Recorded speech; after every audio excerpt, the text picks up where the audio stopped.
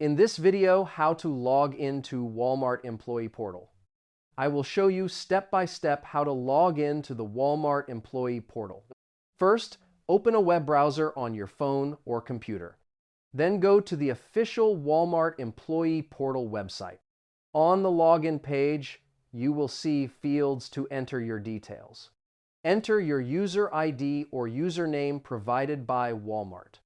Next, type your password in the required field. Make sure the information is correct before continuing. Now click the Sign In button to access your account.